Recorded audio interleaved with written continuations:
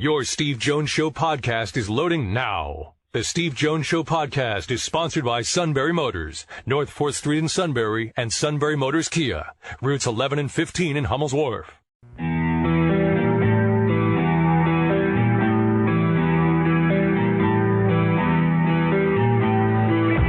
Sports talk where your voice counts. This is the Steve Jones Show on News Radio 1070 WKOK. Now, from the Sunbury Motors Studio, here's Steve Jones. Today's show brought to you by Sunbury Motors, 4th Street in Sunbury, Sunbury Motors Kia, routes 11 and 15 in Hummel's Wharf. Our play-by-play call of the day. Bucknell wins at the wire. Back up top to Brown. Over to Moore. Deep left corner. Here's a three by McKenzie.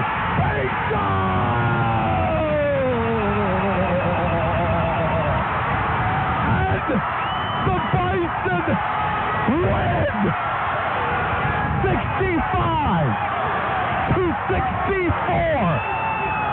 McKenzie, you, sir, are my hero. Now that's quite a call, isn't it? Outstanding. Doug Birdsong with the call on the Bucknell Bison Radio Network. I was thinking of the hook line of Wind Beneath My Wings. Did I ever tell you you're my hero?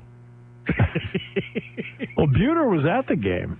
I should have texted him last night. I should have said, because I figured Alice was driving, so it's like, you're not in the car right now, are you? I'm hoping you're still in the building.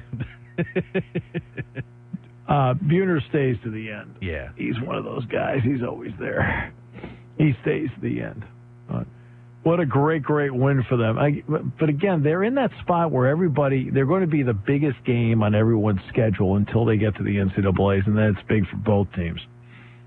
Now, they're obviously going to have to win the Patriot to get there. It's not going to be a two-bid conference. So, come down the stretch. You want to clinch the number one seed. You want to get that part done first because obviously playing in that place is a plus. But you're going to get everybody's best shot. They got Lehigh's best shot. They got Colgate's best shot. Split those two games. And they'll be at a point where there's going to be you need a well-timed 3-game winning streak to get there because you can't split any of those games. I know this goes back to football, but I remember what Joe Susan told us.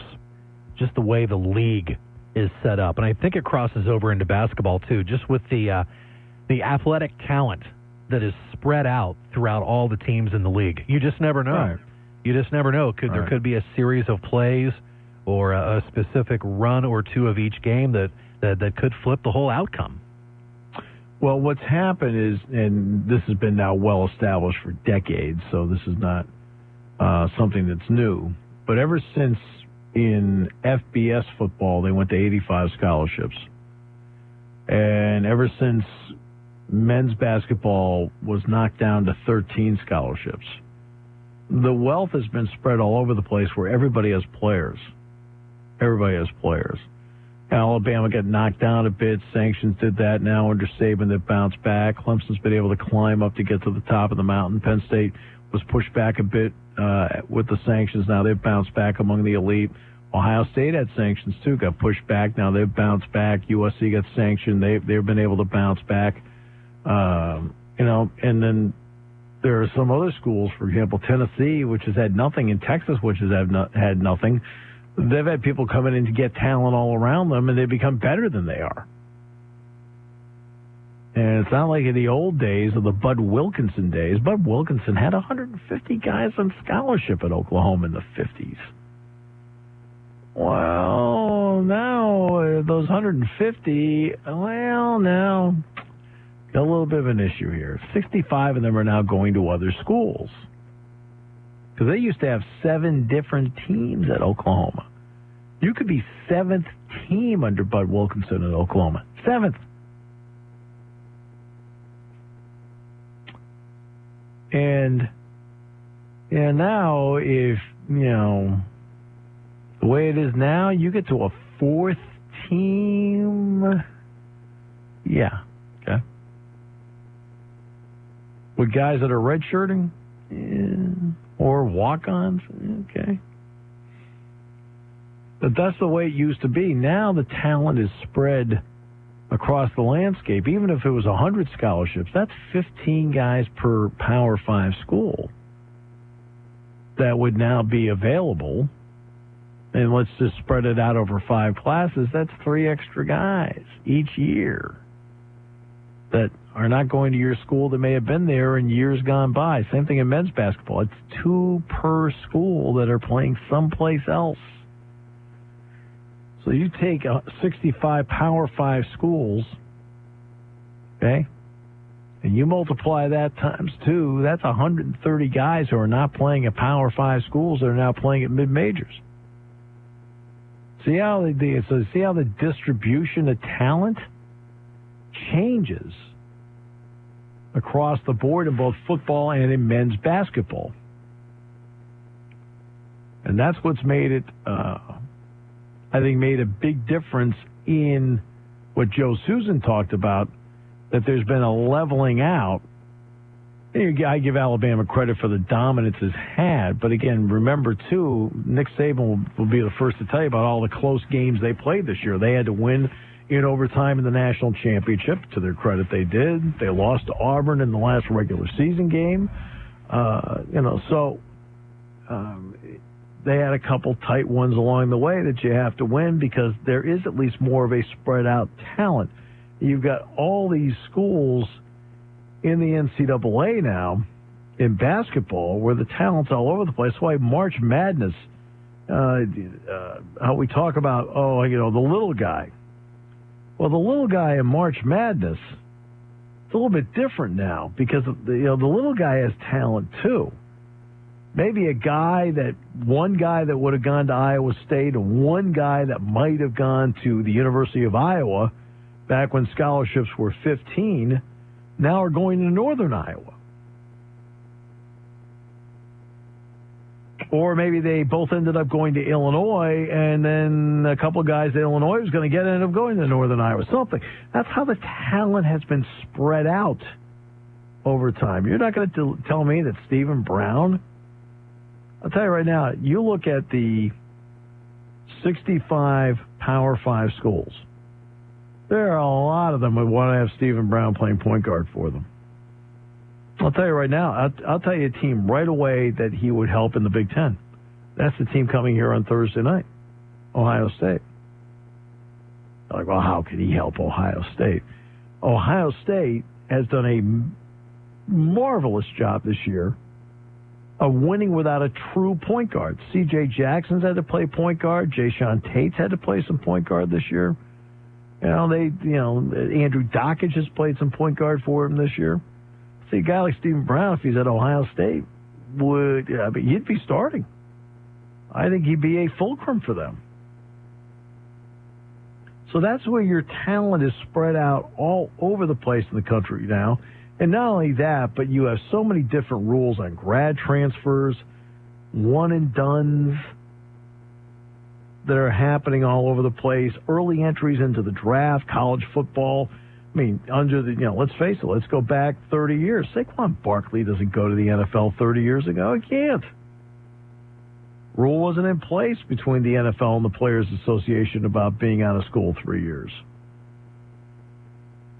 30 years ago, he stays at Penn State. He's coming back for his senior year. Rule back in 30 years ago is you had to have your degree and then you could enter the NFL draft early.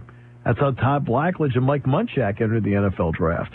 They graduated, and that opened the door for them to get into the draft. So rules have changed over time, and the rules have caused turnover.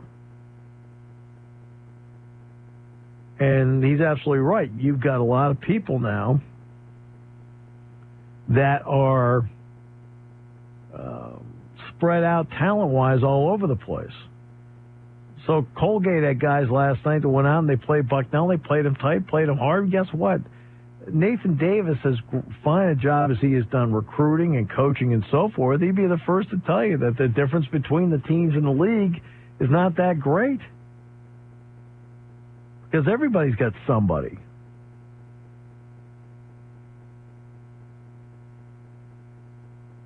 Confirmation received by Bob Buhner, stayed for the whole game last night, as per expected by you.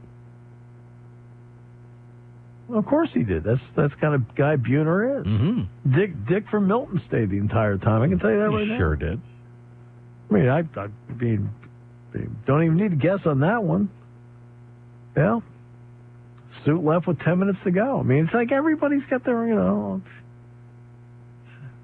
I could have sworn he was in Catawissa last night.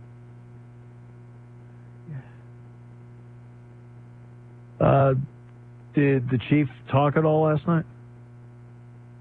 To be honest with you, I was not tuned in for the game. I got right home, flipped Bucknell on, and then, and since Chelsea was in the UK on Monday, their version of Monday Night Football, then I went right into watching Chelsea and West Brom last night.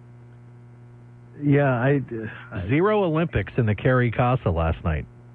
Went right from basketball to Premier League. I watched some of the downhill last night. It was part of the Nordic combined. No, not the Nordic combined. It was just the combined, which is downhill and slalom. I watched some of the downhill last night. Confirmation from the suit. Dave did talk a lot last night, contrary to popular belief. So the suit was at the Bucknell game. All right, so we'll come back with more in a moment here on News Radio 1070 WKOK.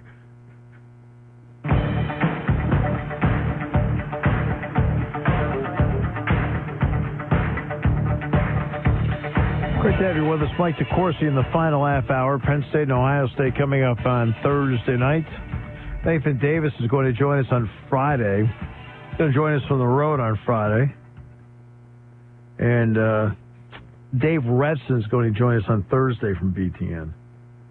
And Dave seems to be doing a lot better as time goes. I don't think a lot. Dave's been very open about this, so I'm not talking out of turn here. But Dave had an attack of Bell's palsy, of all things, and he's talked about it on TV. So I'm not speaking out of turn here. I'd never do that. But geez, but typical. If you know Dave is a perfectionist about the work, and Dave is a worker. I mean, I'm talking.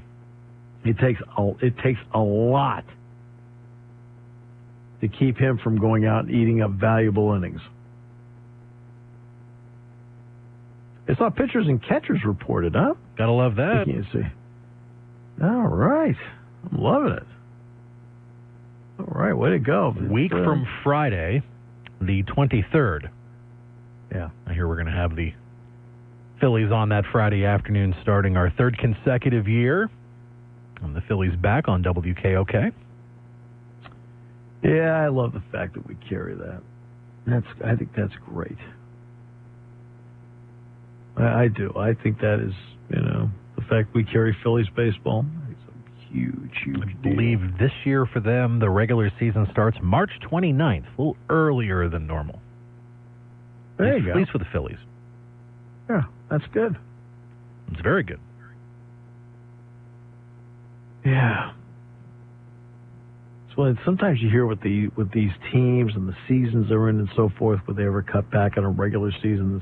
And it's hard for them to look at a regular season and say, you know what, let's cut it back to 154 games. I mean, you're going to look at them and say, hey, look, you're going to lose 4 dates?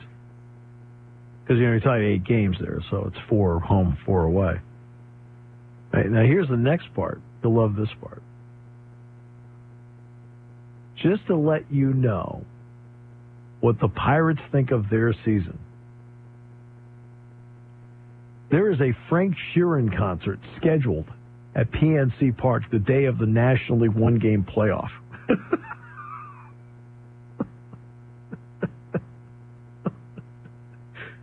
Yep, that doesn't say it all. Nothing does. Wonder what their over-under for wins could be this year for the Buccos. Like maybe, where would you set the over-under at? 72. 72? Okay. I was thinking 74. Yeah, 72. It's not like they don't have guys that can play. They do. Yeah, I think Nova's a good pitcher. I think Polanco, obviously, a good player. Harrison, they still have him. He's a good player. I think Josh Bell's going to be a really good player as time goes. And I thought teams love to have Josh Bell. Cervelli's good. It's not like they don't have good players. They just don't have enough of them. And again, you would feel perfectly fine dealing McCutchen, who 2 years ago slumped. I mean, there's no getting around it. McCutchen slumped 2 years ago. Last year, he bounced back, had a nice year. But you would have felt exponentially more comfortable, if not completely comfortable, dealing McCutchen for prospects if Marte hadn't run into his problem. Because the Marte that came back after an 80-game suspension and kept testing clean also had no power. None. Zero. Zip. Zilch. Nada.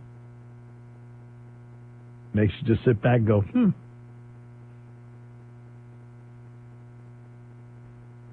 You never know. But yeah, we'll be talking a lot about that as time goes. We'll be talking a lot about that. And also on Thursday, Matt Leon from Philadelphia, Neil Coulong will be on the show Thursday, along with Dave Repson. So, how did our guys with Shikellamy do last night? All right, or? I will look that up. My goodness, I don't know, because normally when they win, the soup buys a billboard on Highway 15. 65-62, Braves last night. Very nice. Good win. All right, very good. Pretty much led all the way, 18-9 after the first, 35-27 at the half, up 4 after the third, and cruising 65-62 last night on the road. Kevin did tell me their next game won't be now till a week from Friday. Oh, okay. Good. A little bit of a break. Very good. Well, okay, a little bit of a break. Nice. Yep. The Heartland Athletic Conference will have their tournament, their semifinals and finals coming up this Wednesday and Friday night, and they will be in Sunbury in the field house. And you'll be able to see the. I'm not sure if it's going to be live, but both Kevin and Matt Catrillo, you'll be able to see them on SECB8. They'll have coverage of the girls' championship and boys' championship. Those games play Friday night, so you can check SECB8 for the broadcast times for that. Very nice, very nice. I mean, my understanding is that even at a drive-through on the way home, the suit won't let Dave talk. Hey, A little tight, though, last night. There could have been a crazy play-by-play call of the day from Catawissa there. Actually, Kevin says Braves had to hold them off with 4 seconds to go last night. Do we have that crazy call? Do not. Oh, we ought to be able to get our hands on it. I mean, and Mike DeCourcy's coming. I'm sure Mike would love to hear it. What? Well, no. If I had access to the computer that I normally work with here, right. We have a little. Yes, we are. But luckily, it's not. Luckily, it's not. I'm on a different. We're having a little bit of a hard drive problem. All right. So that's everybody knows. Nobody would know because Sean's run the show so efficiently. But yeah, we're having a little bit of a hard drive problem. We're getting through it. It's all good. No, we're doing just fine. Doing just fine.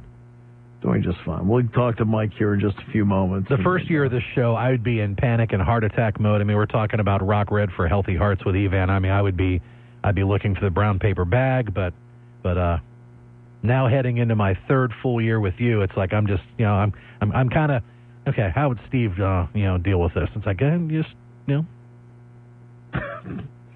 deep breath. It's all good. It's not the end of the world. I am sort of a calm sort. Namaste. It's your middle name, Namaste. I remember we were in Ireland and they couldn't get it to work. What, the hard drive there too? I don't know what. I don't know. I would know. Does this go here? does this plug in here? Really? Okay, that's me. Red to red, black to black. And I said, like jumper cables. and Jack looks at me and he says, do you think we're going to be on the air? I says, we'll be all right. Don't worry about it. He goes, your heart rate's always 45, isn't it? I said, yeah, pretty much, yeah. It's not like I can fix it. That's what Suit said. No, I just think it's because he doesn't want to.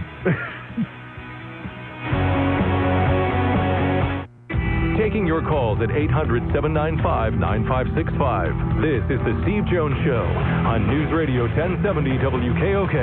Now, from the Sunbury Motors Studio, here's Steve Jones. And all kidding aside with Mark and Joe McGranahan when it comes to arguing on the show, Mark's going to have a guest on tomorrow that talks about the signs a woman should look at as to whether she's having a heart attack or not.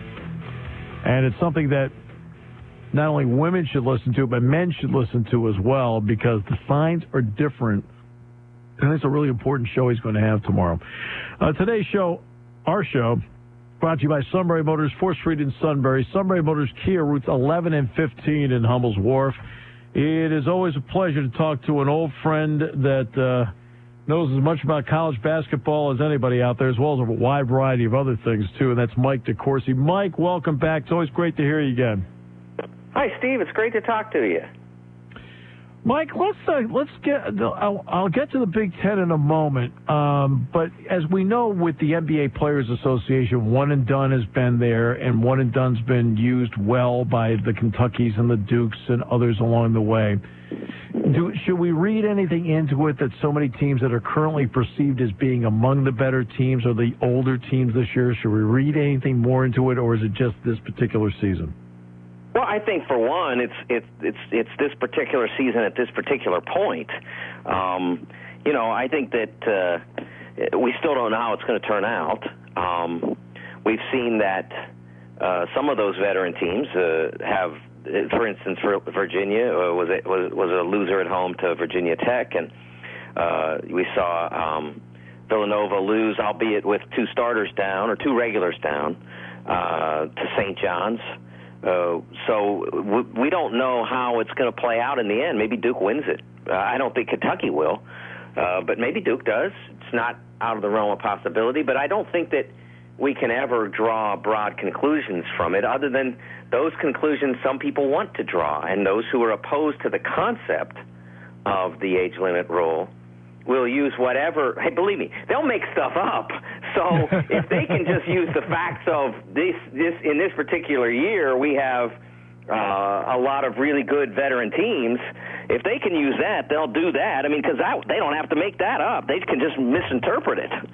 Right. Yeah, and you notice the way I asked the question, I left it very open-ended. There was no opinion in there. I know. I don't know where you stand on it. I mean. Yeah. But I think I wrote an article about a month ago or so about the age limit rule and the one and done, whatever you want to call it, and I pointed out that the biggest problem with the rule is that the public discourse about it has been ruled by lies from the very beginning, stuff that's just flat made up or exaggerated. Such as they don't go to class in the second semester. They just go one term and then leave. Well, it's happened. It also can happen for senior players. There's nothing stopping it. Or a junior player who thinks he's going to the draft. It could happen for anybody. So there's that. But the reality is that the teams that have used it the most, Kentucky and Duke, have no choice but for their players to finish the school year, at least in vast majority, because if they didn't, it would damage their programs. The academic progress rate punishes you if that player doesn't finish the term, and if you have enough of that, then eventually you're losing scholarships and practice opportunities and maybe even your tournament bid. So it's not true, but it's still out there, and it still gets repeated over and over again. Well, I'll give you at least part of my opinion on this, and it's only part. But I've felt over the years, and it's interesting because somebody asked me at a basketball club luncheon about Nebraska today, and I said they give Tim Miles a lot of credit that he's been able to take transfers like Copeland, Palmer, Gill, and he's been able to make them into a team. And I said that's where Krzyzewski and Calipari do not get a lot of credit with the turnover they've had to take young players, convince them this is how you play defense, convince them that this is how you talk on the floor. I said they don't get enough credit for how they construct teams and get a team bonding situation going where everybody just thinks it's all talent and they just roll the ball and go. Oh, absolutely, Steve. And that's been true for John for the entire time he's been at Kentucky, because his first team had 4 such players, Daniel Orton being the fourth. It wasn't a huge part of their rotation, but was on the team. And they otherwise had Bledsoe and Wall and Cousins, who all left after the year. And then they've had several such players on most of their teams since. And he has done a terrific job of getting those players to blend. And he's struggling with that now, in part because the players aren't quite as talented. There isn't a John Wall or a Anthony Davis in that group, or a Karl Towns. And so it's a struggle because they can't out-talent their way through some games, through some difficult games, so that they can get a comfort level and get some confidence and get some excitement about their program. They have to really fight in every game because they've got very good players, don't get me wrong, but they don't have anybody that's extraordinary. And so that becomes an issue for them. So this one's been a little bit more of an endeavor, but the fact that it is an endeavor shows you how great he did with the other teams. That's right. Exactly right. Exactly right. I want to get to Ohio State. That'll be next for Penn State, obviously, coming up on Thursday night. They've been able to win at home convincingly over Michigan State, and then they had that great win where they rallied and beat Purdue at Mackey. What are the elements that allow Chris Holtman's team to be this good at this stage? I think, first of all, they've got a great player. And Keita Bates-Diop is tremendous. I think I just saw him projected in one of the big mock drafts, and I hate mock drafts, but there are points to be drawn from them from time to time, and I think he was probably around the last 5 picks in the first round, and I just laugh. I mean, there's no way in the world, if Keita goes after this year, that there are 25 better prospects than him. It's not possible, because I've seen him play almost every game this year, and he does things that ordinary players don't do. And I will give you a perfect example, the Purdue game. You guys had a game that night because I listened to you guys on the way to the game, so I'm not sure how much you got to see of it. But Dakota Mathias was phenomenal defending Keita. Just didn't give him any room at all. Didn't let him breathe. And Keita still scored 18 points, and I think he was 9 for 18 from the floor or something like that. Or whatever it was, he was 50-50 from the floor, 50%. So, and one of the plays, he went into the post, and Dakota was right in his chest, and I can't remember who it was that flipped him a half alley-oop pass. It wasn't above the rim, but it was a little below the rim, and Keita went up and just tipped it over his head and into the bucket. It was a ridiculous play, but it's what great players, great scorers do, and he's also a very good defender for a guy who's a scorer. He's not an elite athlete, so I get that he's not a lottery pick, but that guy's going to make a lot of money and play a long time in the NBA. And so they've got the star, and then they've got incredible leadership on court from Jayshawn Tate. That guy is an absolute warrior. And a year ago, he was younger, so he wasn't. They had seniors on their team, so it was hard for him to lead. They didn't have enough weapons. They didn't have Keita because he was hurt, and so Jayshawn had to do things he wasn't really capable of doing, and he didn't get to do the thing he does best, which is lead. Now he leads, and they basically say, "Okay, Jayshawn, you do these things well: offensive rebounding, driving the ball to the rim if you can get to your left hand." Occasionally, if you're wide open, go ahead and shoot it, but it's not a priority. And so they confine him to do the things he does. And you add that together with the very good point guard play from CJ, and you've got a terrific team. Yeah. And I've been one of the things that's impressive to me. I was at the Purdue game, and they didn't play well. I mean, they really didn't. Purdue played worse, but Ohio State didn't play well. And they still won on the road and part of the reason they didn't play well was because Purdue played awful offensively, but like I said, they still battled on the defensive end. And eventually Ohio State just willed their way to that. And that's a sign of somebody that's got something special. It doesn't mean they're going to make the Final Four or anything like that, but they've got a special character about that team. And like I said, I think it starts on the floor with Jay Sean and obviously off the floor with a terrific coaching staff led by Chris Holtman. Who's done a great job, because you and I both know CJ is not a natural point guard out there. And I think to do this without a natural point guard, I think tells you something about buy-in, but also tells you something about the structure of how they do things to make sure they get the most out of the spot. Yeah, I mean, I think he may not be a natural, he may not have great vision and that sort of stuff, but he doesn't make mistakes. I mean, he's a smart player. He's a good open shooter. So, I mean, the way they play, especially with a guy like Keita, doesn't demand that they have great setups. Keita can get his own stuff. Jay Sean drives the ball, like I said. It's amazing to me how anybody ever lets him have his left hand, but they can't seem to take it away. You've got inside Wesson, Caleb Wesson is, if you can just make a simple entry pass to him, he's got a chance. And I think CJ's done a really good job of working on that. So that he's capable of doing it, and like I said, others are skilled offensive players. Jay Sean is not a great shooter, but he's an excellent passer. So what CJ doesn't do in terms of feeding the post, you can have Jay Sean do. I'll tell you, Jay Sean had a play in Saturday's game when we had it on our air, where he drove the baseline and on the right side. So he's driving against his natural hand and went out behind the goal, floated across, and threw a rip right-handed pass right to a shooter. Can't remember who made the shot, but it was ridiculous. I mean, that kind of stuff is happening now. They have great confidence. Yeah, there's certain players that fall into that X-Factor category, at least to me, and I'll throw three names out. X-Factor guys that make people around them better. Dakota Mathias. I've always said Jay Sean Tate, Josh Reeves.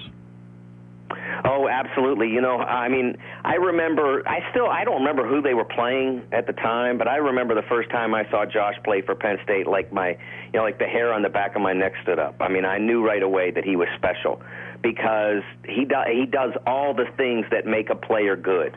And I knew right away, and I started talking about him. I adopted him that day in the green room up at BTN because I just think he's continued to escalate his athleticism and his skill level since then. Back then, it was a guy who really knew how to help his team as a freshman, and now it's continued to escalate to where he can really handle, pass, shoot. He's terrific, and it's no coincidence that they go 1-3 while he's absent and 4-1 when he's back. It's going to be very interesting to see what they can do with the games they have remaining down the stretch. Yeah, because I know in a football sense, we talk about how Saquon Barkley can make a team better, but I've always told everybody that I thought Trace McSorley was the one guy that made Barkley better. Tony Carr makes a team better. Josh Reeves is the one guy that makes Tony Carr better. You're 100% right, because when he was out, and Tony has had to learn how to play with other good players, basically. And that's been, it's been an effort at times. I mean, he has, he knows he's gifted, and he is. So at times he's relied too much on his own gifts.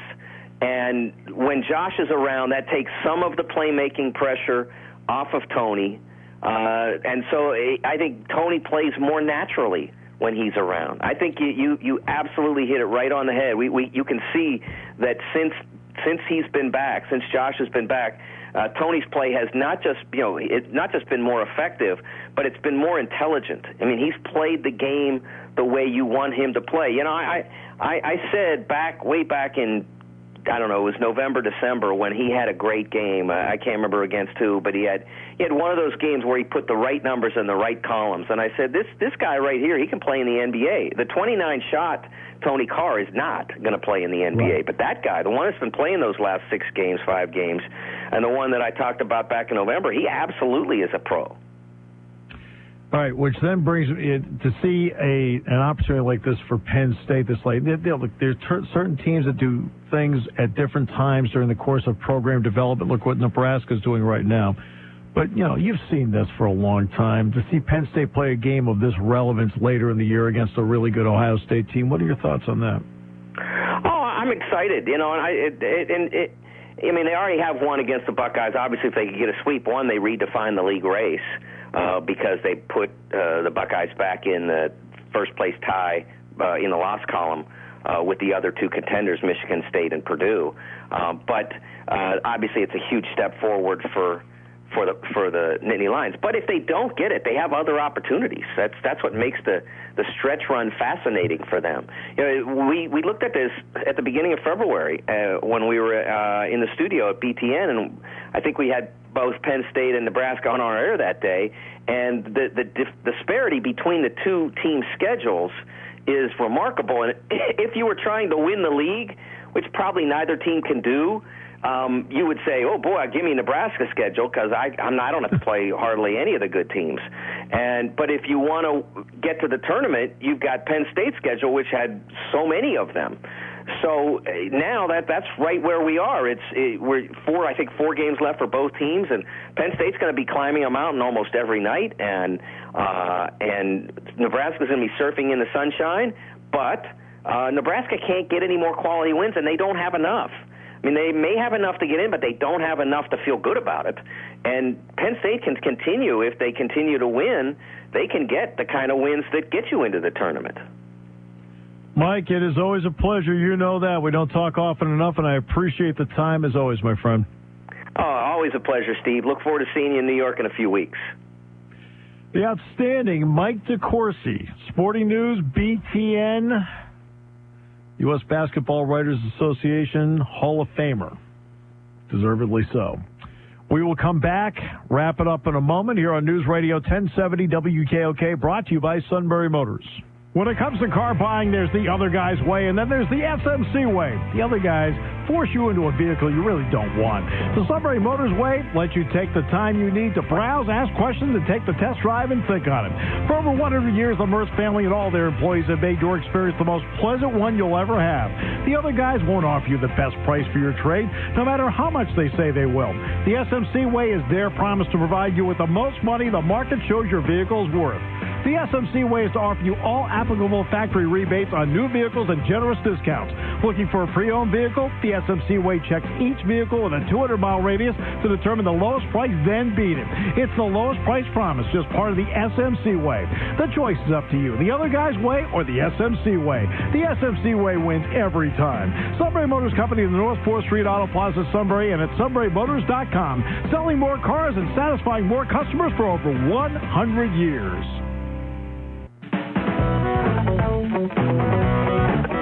All right, it's great to have you with us. Friday night on News Radio 1070 WKOK, Shikellamy had a dramatic game, and then last night at Eagle 107, Bucknell had a dramatic game. So let's hear the two esteemed play-by-play announcers for each program with their dramatic calls. Okay, which one do you want first? Let's go in chronological order. Let's go Friday night. Okay. Driving in, and a shot, and it's good! Good by Rice with no time. Here's Tilford with a shot, and he got it! Lucas Tilford just hit it! He hit it before the buzzer! Shikellamy wins! 59-57! Unbelievable! Great call. I like that. No. Go back to that because, listen to it. The first guy hit it, there was no time. Okay. Listen to the front end again. Driving in, and a shot, and it's good! Good by Rice with no time. Here's Tilford with a shot, He got it! Lucas Tilford just hit it! I thought He hit it before the buzzer! Shikellamy wins! 59-57! Unbelievable! So was there 2 seconds left or point two? Now, does he mean there was no time to make the shot, or was it no time because the game was over? No time to make the shot or no time because the game was over? No, I didn't think there was time to make the shot. He didn't think there was time to make the shot. So you quit on them? You quit on your own team? You gave up? All right, well, let's go with somebody who was stuck with his team to the very end. Doug Birdsong. Back up top to Brown. Over to Moore. Deep left corner. Here's a three by McKenzie.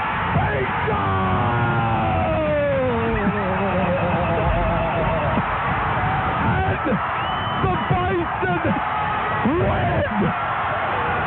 65-64. McKenzie, you, sir, are my hero.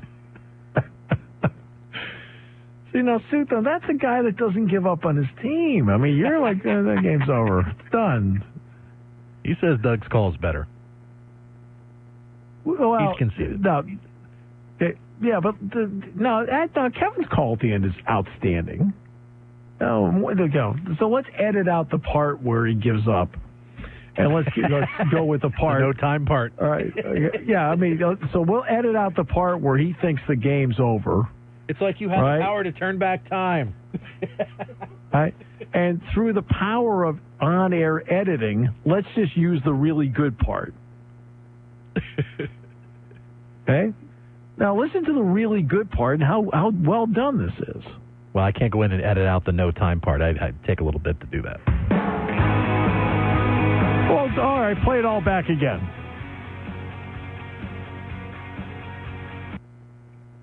Maybe the music will mute out. Oh, yeah, the part. music killed it out. Sorry about that. Yeah. Oh. I had it, and sorry about that. Oh, all right. Well, keep the music playing. That's fine. Saved by the orchestra.